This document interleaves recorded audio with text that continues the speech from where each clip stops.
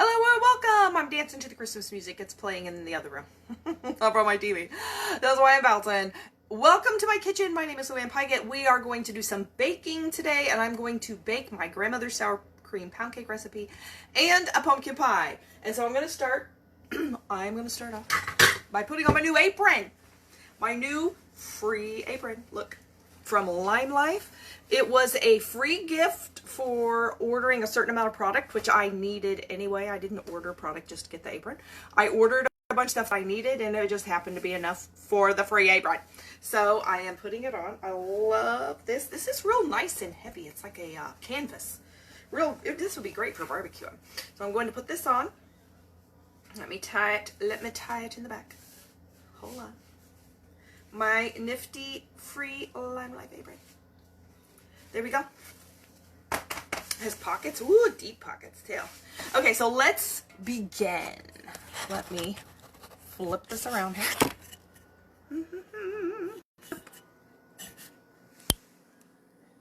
Okay, here's my bowl. So I'm going to start with the pumpkin pie. I already have my pie shell. Now, the recipe doesn't tell you to do this, but I almost always do this with pie shells. I have par-baked it, which basically means pre-baked it. Hi, Michelle. How are you doing? I'm baking. Join me for baking. I'm making a pumpkin pie and my grandmother's recipe for sour cream pound cake. I'm so glad you made it this time. I actually did a makeup live earlier, but now we're doing cooking in the kitchen for Thanksgiving. So, this is a frozen pie crust. If you want to make yourself a homemade pie crust, you go for it. You can also get those kind, that come in the roll, in the refrigerator section. I actually like the frozen ones better. They're already in the pan. I like the taste of these. This is a deep dish pie, and it's already what they call par-baked or pre-baked a little tiny bit. So I baked it at 400 degrees for like 7 minutes. So it's barely baked, but see, it's no longer raw here. Hear how it's kind of papery sounding? You're sad when you miss life, so I'm sorry. Do you have notifications turned on? Of course, if you're not looking at Facebook at all, you wouldn't even get the notification. But I'll be going, so tomorrow, I'll be cooking in the morning at some point tomorrow too, and doing my makeup. And that'll all be done before 3 o'clock Eastern time, because I have to leave at about 3 o'clock Eastern to go to my very small family gathering tomorrow. But so everything will be done in the morning and by 3 o'clock. So tomorrow I'll be doing that too. So this is pre-baked for 7 minutes at 400. So that way you don't end up with raw pie crusts. I hate raw pie crusts. So if you pre-bake it just for a few minutes where it loses the soft doughy feel, then I think it does better. So let me put this here, and here's my nice bowl. So you can do a pumpkin pie. Let me plug in my phone. Hold on. It wasn't plugged in. Okay, there you go. You can do pumpkin pie in the mixer if you want, but I'm going to use my mixer for the cake. So you don't have to have a mixer for pumpkin pie. You can do it in just a bowl with a whisk. Okay, so I'm looking at my directions here. Hold on. So it tells you to do this. It says to combine your sugar, salt, cinnamon. This is the recipe from the back of the can, except I'm making one modification, and I will tell you that when I get to it. Sugar, salt, cinnamon, ginger, cloves in a small bowl. So I'm gonna, how much sugar? Oh, it's 3/4 of a cup of sugar. Okay, so let's put in 3/4 of a cup of sugar in the small bowl. So here's my sugar. Let me get this little thing out. Here's my sugar. This is actually a 3/4 cup measuring cup.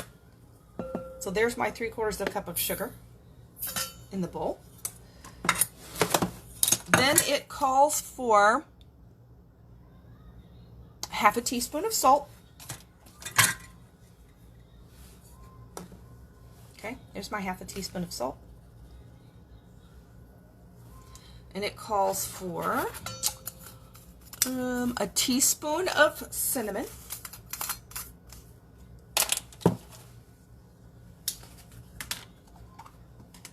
Here's my cinnamon. Teaspoon of cinnamon. I love cinnamon. And then it calls for a half a teaspoon of ginger. You can do fresh ginger if you want to, but I don't have any. I just do the ground. I just do the pre-ground ginger.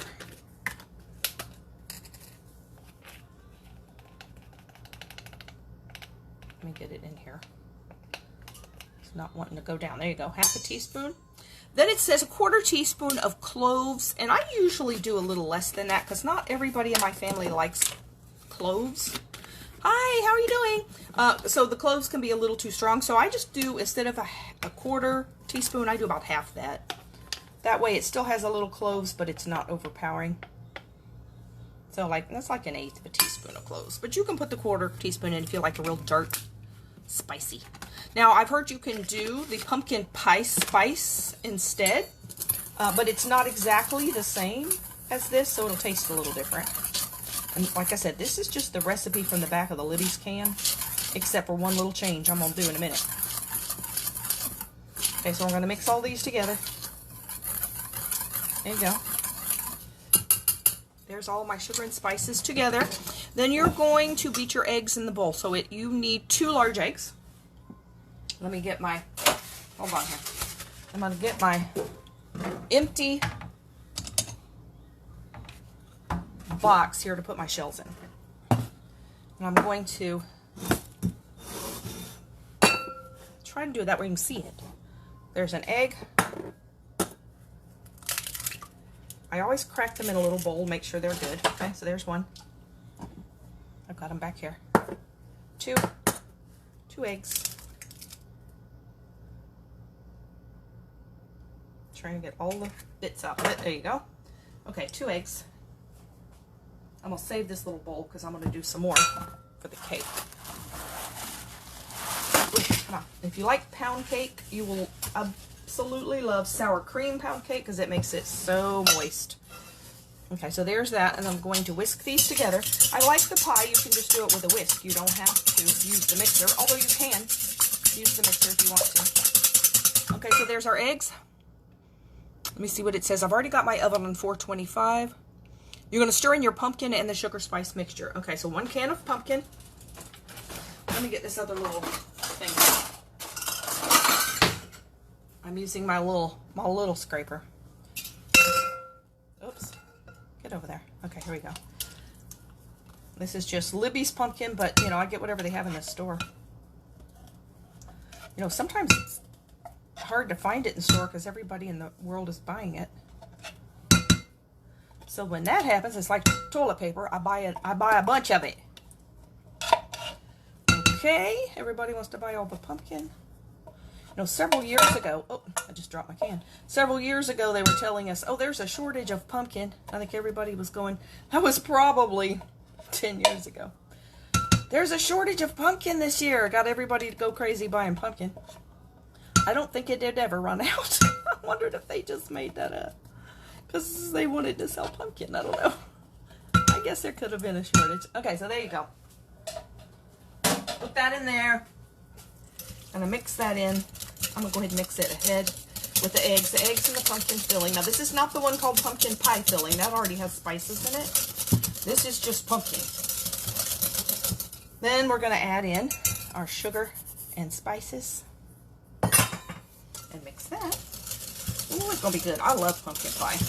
You know, if you want to reduce how much fat you eat and you don't want to, you know, you want to be a little bit on a diet but not too crazy, make the pumpkin pie without the crust. Put it into your pie pan. Make a crustless pie. Doesn't take as long to bake, so you have to cut that down a little bit. But it's like eating pumpkin pudding. There's just no pie crust. Of course, you can just scrape it out of the pie crust, but I've made that before. Just pumpkin pie, the filling straight into the pie pan, and use that, and it's like only half the calories because the pie crust is a lot of calories. I'm just going to leave that in. And it's really, I actually kind of like it better. Although my mother will say, but the crust is my favorite part. The pumpkin pie spice in this recipe isn't as good. I always use the individual spices. Yeah, I agree. The pumpkin pie spice, like the one that's already mixed, I think it's got different spices in it. I don't know what it is in it though, but I've always heard it's not as good. So I always put in the individuals. I mean, it only takes a second. It's not like it takes long, so it's worth doing the individual spices. Then this is the trick that somebody told me one time years and years ago, and I've been doing it. You can put in the whole can of evaporated milk, but if you like your pumpkin pie a little more firm and not quite as mushy, don't use all the milk. Use about 3/4 of the can. So this is a 12-ounce can. So instead of 12 ounces, if you use about 9 ounces, it does reduce the filling a little bit, but it makes it firmer. And I do like it better. Let me open this up. So I'm going to pour off. I have a little measuring thing there that I'm going to pour off about 3 ounces of this not use it. Let me find out where that is on the measuring thing here. Here it is. I'm almost there. Doesn't have to be that exact. So, like, I'm not going to use, that's like 6 tablespoons of it. And then I'm going to put the rest in. Now, if you like it real soft, kind of mushy filling, then, you know, put it all in. But I actually like it better with a little bit less milk. It's just a firmer custard. So if you use 9 ounces of the milk, so that's my one little change to the pumpkin pie. If you haven't tried it, try it, see if you like it better. Just depends on how much you like a real soft custard versus a not quite as soft custard. I'm going to mix it up real well. Remove the whisk. And here is my partly pre-baked crust. I baked it for 7 minutes at 400 just to take off the raw edge. And then I'm going to pour in, let me make sure it's stirred well with this scraper. Here we go. I'll pour it into the pie. This is a deep dish pie. If you're going to use the regular pie crust, not the deep dish, you really need 2 of them because it's not going to fit in one. This also helps it fit the pie. Now, if you get your own pie plates, those big glass pie plates, I have those too, and you're going to put a crust in yourself, you can get the filling all in one pie. Or make 2 pies. Okay, but this recipe tells you how to do one. So then you're going to put it in the oven at 425 for, what is it, 15 minutes? Yeah, 15 minutes. Then you'll reduce it to 350 for 40 to 50 minutes until it's done in the center. So let me put it in. Put it in the oven for 15 minutes at 425. Ooh, move real slow because it's liquidy. Oh, it's hot in there. Oh my goodness. I need to turn up my air. We're supposed to have cool weather on Tuesday, I think. High of 61, I think it was. High of 66. Low of 51. Oh, that's almost 40s. I'm so excited. It's winter! Sort of. Our winter. Alright, let me move some of this stuff over here, and I'm going to move you now to make the sour cream pound cake. Let me get rid of this recipe. And get my sour cream pound cake recipe. Okay, this is my grandmother's recipe. My grandmother Annie Pygott. This is, I don't even know how long she had this recipe. I'm guessing from the 40s or 50s. I don't know if she had it longer than that. But it's old. And it is good. It's like a basic recipe. All right, let me move my plug here. Plug, I got to move my whole little setup to move you over here to my mixing bowl. Let me plug my phone back in. I don't want my phone to die because it ran out of juice. Okay, here we have our mixing bowl. Okay, so this has 6 ingredients. A 6-ingredient cake. So the first thing you want to do is get you a tube pan like this. If you can find the flat one, this is what it works best in. You can use a bundt pan, but this one's just better. It's going to fill up when it bakes. It's going to raise up out of this pan. It will fill up this whole pan. So this one, you have got to grease this one. You cannot get away with skipping that on this one. So use either butter or Crisco and grease the pan and then sprinkle it with flour, which I've already done. You want to include the center cone. Make sure you get that greased well, and the tops of the pan. See, all around the edge, because sometimes it overlaps the edge, and if you don't grease and flour that, it'll stick to that. And so I include the top of the cone, the top of the pan. Everything is greased and floured. Knock off the extra flour. So my pan is ready. It's prepared. So I got that ready to go. So then I'm going to add 2 sticks of softened butter. This is unsalted butter. If you have salted butter, it'll be okay. You can use that. It won't hurt anything. But this is unsalted butter. And so I accidentally bought these little half sticks. Well, butter was on sale, and I was Land O'Lakes butter. I was so excited that butter was on sale. I love when Land O'Lakes butter is on sale. That I just didn't look that hard. I'm like, yeah, butter's on sale. And so I grabbed it. I'm like, oh, it's the half sticks. But, you know, these are nice if you're using butter and you're wanting to measure these half sizes. But I'm using whole sticks of butter, so I'm having to use 4 of these little half sticks. So 2 full sticks of butter. Softened. So I've had this sitting out for a while, so it's nice and soft. There's a rolling them in there. You can, if you want, use your butter papers to butter a pan if you want to, because enough butter clings to it that you can use that to butter your pan. I did use Crisco this time, though, because I think that's usually what Grandma did. And I had that, so I used Crisco and flour to butter my pan and butter and flour it. Okay, I'm going to turn the light off on the oven. There we go. Okay, so then you're going to blend your butter till you're whip it.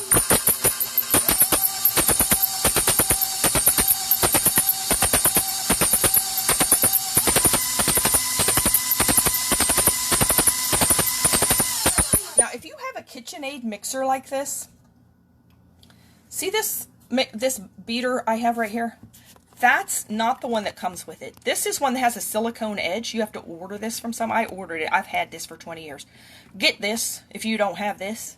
Order you one. Just look for a silicone beater for KitchenAid. You know, Google that, and they'll show you. You just got to get the one that fits whatever size model of KitchenAid you have, because you know mine's the bigger one, and there's a bigger one and a smaller one. So get the one that fits it. And what this does, it's all the way down. It scrapes your pan as you go.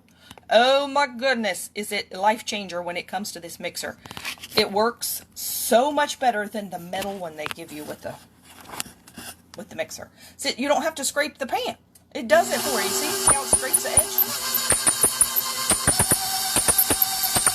I think it blends so much better. Okay, so then you're going to put your sugar in with it. This takes 3 cups of sugar.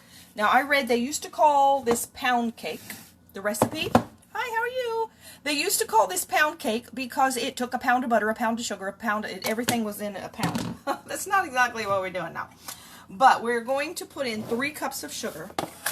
I always thought it was because you gained pounds when you ate it. And call it pound cake. So there's 1 cup of sugar. Then we're going to add 2 more cups of sugar. Let me get that in here. I think that's going to be my whole... Ooh. There is a piece of paper in my sugar that I think is from the sugar bag. Hold on, let me get that out of there. How did you get in there? This is like exactly 2 cups of sugar that I have left in here. Okay, there's 2 cups of sugar. Thank goodness I have extra. Then we're going to blend that together. Get that mixed really well.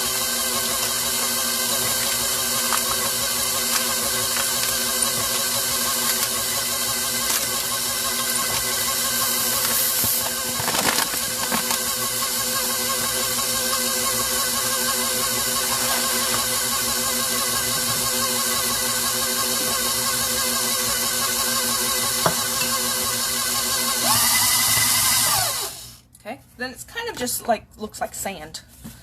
So then once you get to that, you are going, it says, okay, then the directions say cream, butter, and sugar, then add your wet ingredients and your dry ingredients. Batter will be thick. Yep, it's going to be really thick. So I'm going to add the 6 eggs. So it doesn't maybe really give you the best instructions in the world, but it works.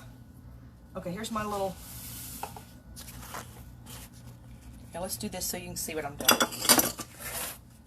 Here's my little cup. Oop, things are moving on me. Hold on, quit moving on me, you little stuff. Okay, there's my bowl. That's where I'm aiming. Let me get all this over here. 1 egg. I always put them in a little bowl to make sure they're good. Ow, come on. There's 1 egg. Pour it up here in here, and then you're gonna mix. You're gonna mix them one at a time.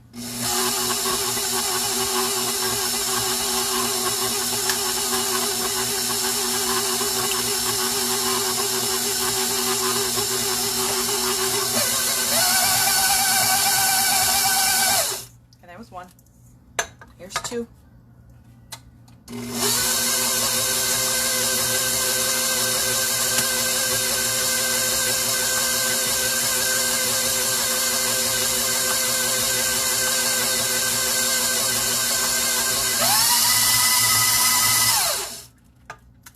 3 egg. You can probably put them in with this still running, but I don't want it to sling this everywhere. There's a little black speck right there. I think that was something in my mixer. Probably a piece of pepper.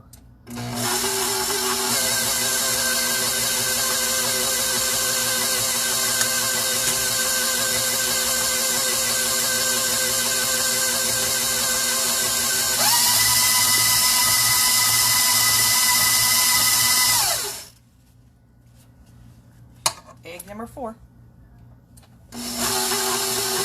Start it slow and go up.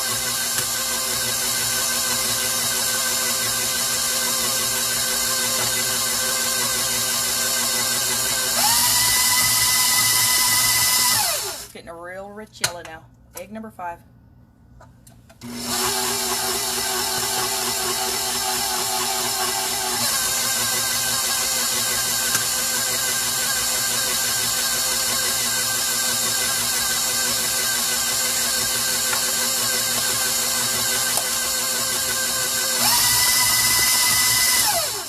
Last one, egg number 6. So you can see why this is a rich cake, because it has a bunch of eggs in it.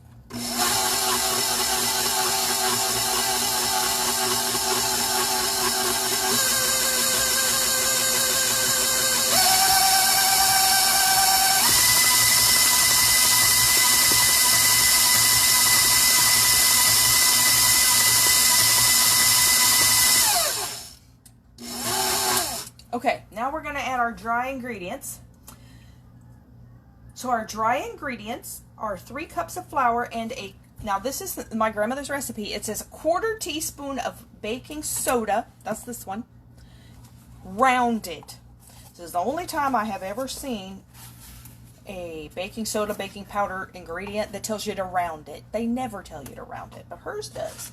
So all I do is I scoop it up and into the 1/4 teaspoon, and yeah, just kind of leave it. See how it's like mounded up?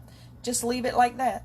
That's what it says to do. And I take it and sprinkle it over the batter a little to make sure it's like everywhere. So that's probably more like 1/3 of a teaspoon than 1/4 of a teaspoon.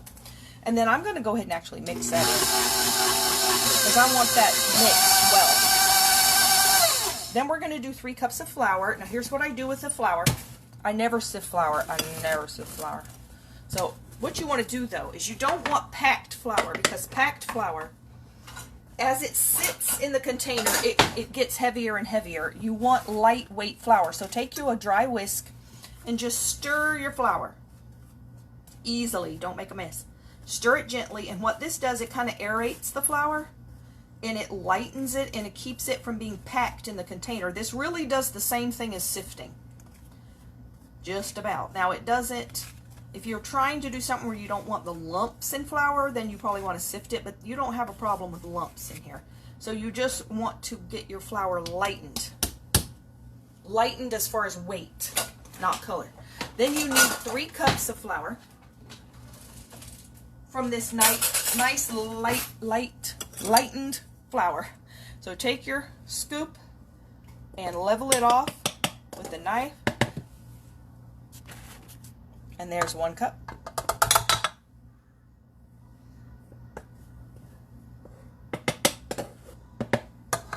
2 cup.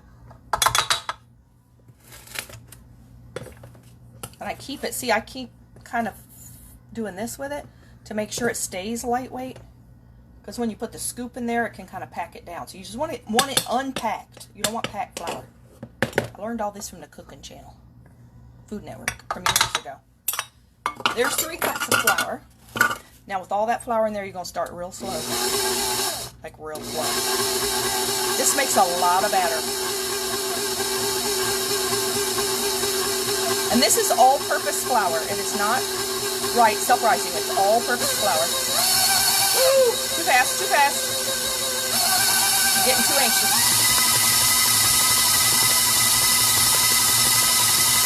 I thought I had all the flour mixed in, but no, apparently not. My phone now has a light spring of white powder all over it. Okay, so now I am going to put in a cup of sour cream. I got the 2-cup size though, because those were buy one get one free, and I am a sucker for buy one get one free. I don't care unless, you know, it has to be something I actually use. But if it's buy one get one free, but I'm getting that. So I'm going to take and measure it, because if you get the 1-cup container, you don't have to measure it. You just dump it out. But I have other things tomorrow I'm making that call for sour cream. So I need more than a cup anyway. So I'm stirring it. I always stir the sour cream because it usually has like water from the sour cream on top. And I learned that, by trial and error, that if you just pour off that liquid, what happens is your sour cream that's left in here gets drier and drier. So you really want to stir that liquid in, because then that makes your sour cream the right consistency. So I always take my sour cream and stir it to get that liquid that's separated back in. Don't pour it off. You think that looks good, but no, don't pour it off. Then I'm going to put it in my 1-cup measuring thing here to get my 1 cup of sour cream.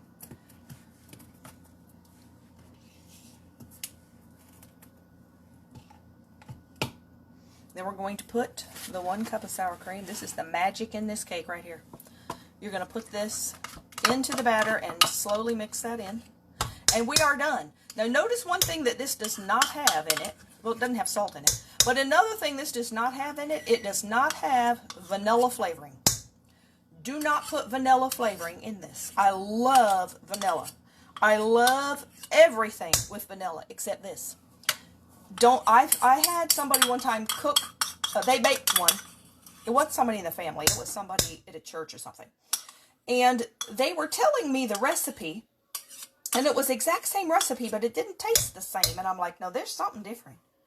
There's something different. And they were saying, well, I use this and this and this. I'm like, yeah, it sounds exactly the same. And then they said, and the vanilla. And I'm like, oh, wait a minute. I don't put vanilla in it. Like I said, I normally love vanilla and would tell you to put vanilla in it. But don't put vanilla in this. It will change the flavor of it. And what it tastes like now without the vanilla is butter. You want it to taste like butter. Trust me, you do. So this is the one baking item, cake, that I say don't put vanilla in this one. It changes it for me. Oh, let me get I got to turn my oven down now. That's our 15 minutes.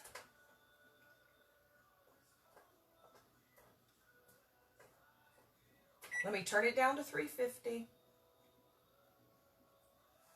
There. Okay, so now my pumpkin pie is going to continue to bake. And I will put this cake in the oven once that pie is done. So I'm mixing it slow. Speed it up. Okay, that is it. So let me get some of this stuff out of the way.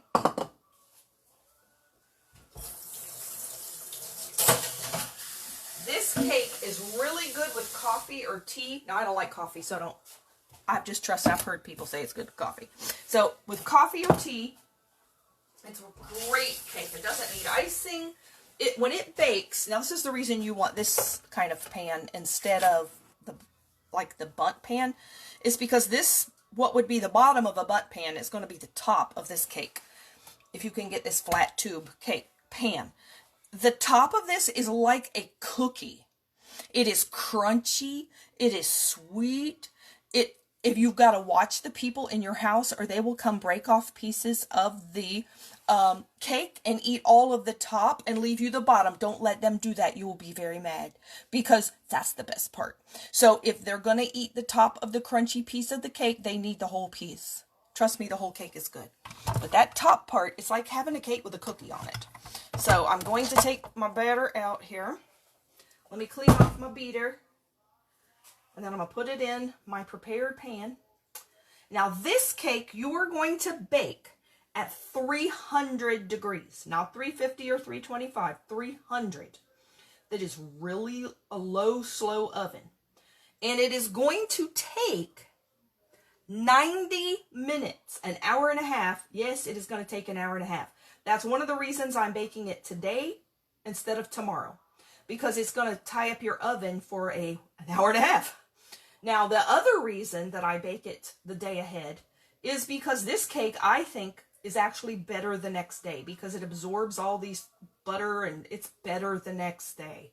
It's good warm from the oven, but I don't know. It's just one that I think it tastes better once it sits a day. So it frees up your oven and sits there and just gets good. Now, there isn't anybody else in my house.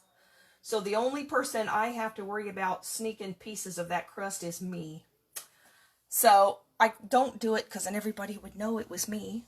I guess I could tell them the cats did it. But they won't believe me. It would be me.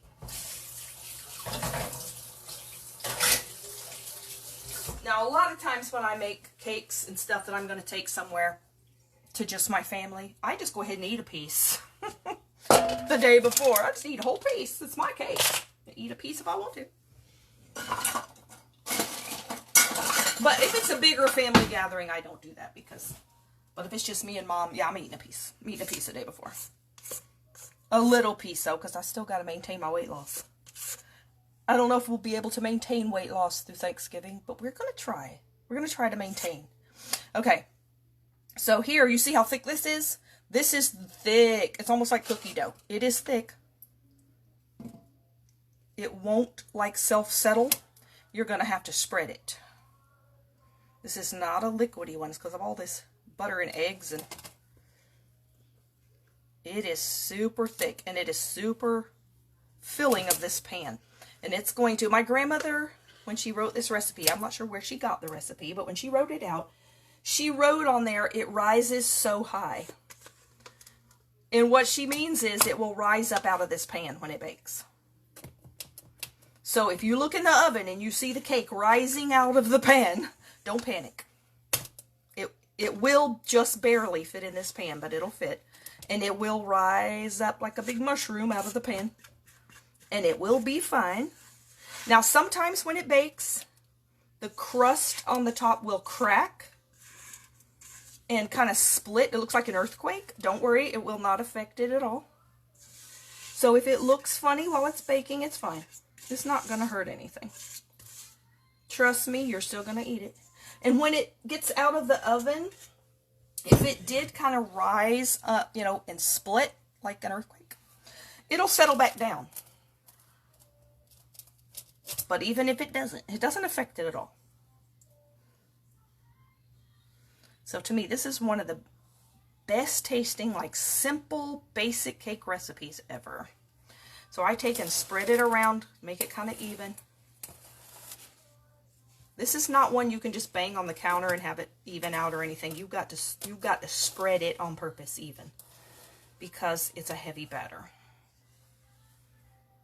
All right, there it is, ready to go. 300 degrees, real low and slow, uncovered, of course, for 90 minutes. And then you get a tester and you stick it in there and test it. If it comes out clean, the cake is done. If it comes out gooey, the cake is not done. You just keep baking. Sometimes it does take another 5 or 10 minutes. At least sometimes it does for me. So just keep testing it. I have this cake tester. This is one my former mother-in-law gave me. It works really great for this cake. Let me show it to you.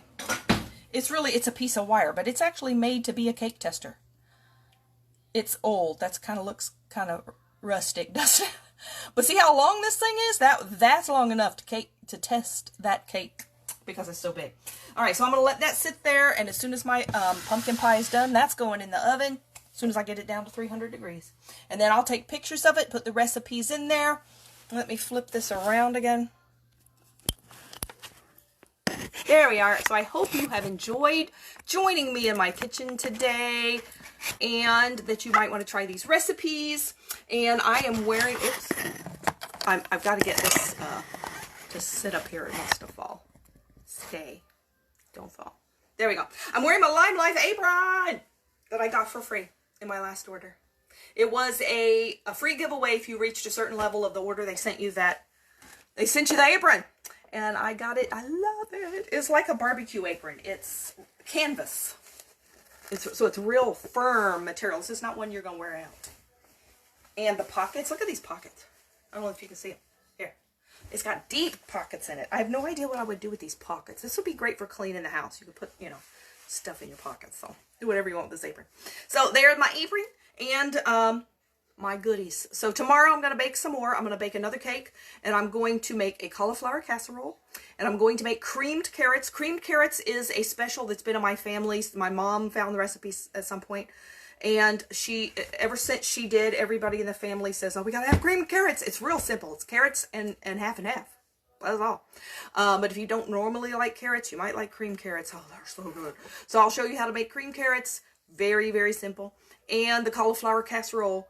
Even if you don't normally like cauliflower, you might like the cauliflower casserole. It's got a lot of cheese and sour cream in it. So I'm going to show you how to make that tomorrow. And I'm only making a portion of our Thanksgiving dinner because the rest of my family is making more of it. So this is my portion that I'm making. I'm not doing the meat. I'm doing the vegetables, some of the vegetables, and the desserts. And, oh, I'm probably going to make chocolate chip cookies too. I don't know if I'm going to make, no, I'll make those tomorrow. I think they'll be better tomorrow because they'll be somewhat warm. So I'm going to make chocolate, and that's just pretty much regular chocolate chip cookies. But some of my niece and nephews like cookies. So I'm going to make chocolate chip cookies, cinnamon apple cake, cauliflower casserole, and creamed carrots. That'll be all tomorrow. And I hope you want to come and watch. And like I said, I have to be done by 3, so it'll be, you know, probably before noon or so, or around noon. Maybe I start that, then I'll do my makeup before that too. So I will see you tomorrow. Thank you for joining. I hope you have a good evening, and I hope that this has given you some enjoyment to watch some of the fun food that we eat in my family. Have a good night. Bye.